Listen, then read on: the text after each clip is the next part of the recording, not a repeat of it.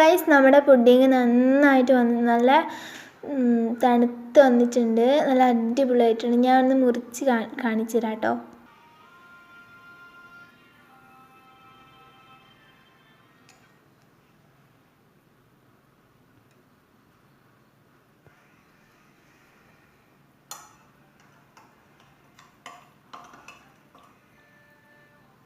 നല്ല അടിപൊളിയായിട്ട് വന്നിട്ടുണ്ട് ഗൈസ്, ഉണ്ടോ?